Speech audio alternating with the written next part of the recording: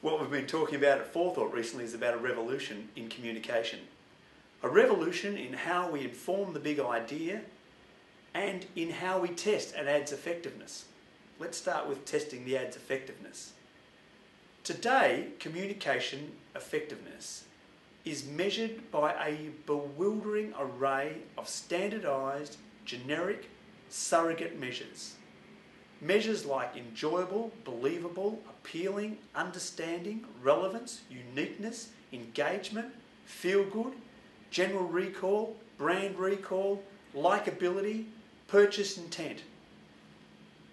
These measures are underpinned by normative databases used by research vendors to maintain tight links with their clients. Instead of measuring surrogates, why not measure the implicit, emotional and explicit, rational drivers of market share?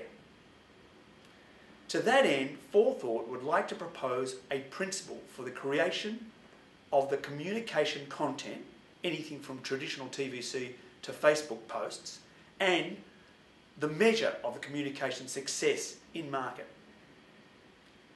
So Forethought is putting forward the consumption drivers principle.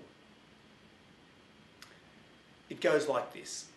When the objective of the communication is to bring about a business outcome, such as gaining market share, then the insights informing the creative idea and then the subsequent measurement of that creative should have as its genesis the buyer's rational, explicit and emotional, implicit drivers of that business outcome. Let me just cover that again. The consumption drivers principle. First of all, starting with the objective. When the objective of the communication is to bring about a business outcome, such as gaining market share, then the insights informing the creative idea and then that subsequent measurement of that creative should have as its genesis the buyer's rational and emotional drivers of that business outcome, whatever that objective is. So firstly, the rational or explicit element is a cognitive learning task that you expect the customer and prospective customer to undergo. That is the reason to believe, which is explicitly communicated and requires high attention if it is to be learnt and recalled. The reason to believe can be found amongst the primary statistically verifiable drivers of market share.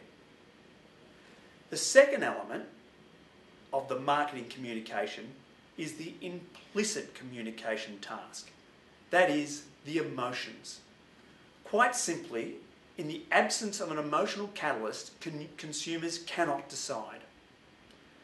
The relative importance of rational versus emotional drivers varies by category, as does the relative importance of the discrete emotion within the category and indeed within a segment.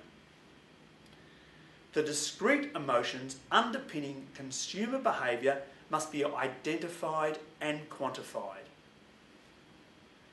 From a marketing communications perspective, there are 3 questions to be answered. The first question is about the brand. For my brand category, what are the discrete emotions that drive purchase behaviour? And what's their relative importance?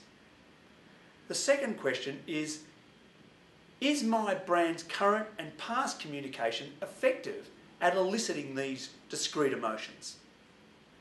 And then finally, how much of these discrete emotions does each of the competitors' brands elicit? Unlike the rational reason to believe that can be changed with each campaign, an emotion should be chosen for the very long term, perhaps in perpetuity. Here, the objective is to create and strengthen neural pathways as marketers emotionally tag associations, goals and decisions aligned with choosing a specific brand. The consumption drivers principle is not about removing artistic license from the creatives.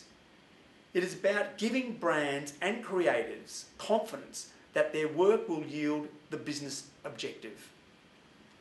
The consumption drivers principle is about defining the explicit and implicit precincts within which the creatives should be encouraged to explore big ideas.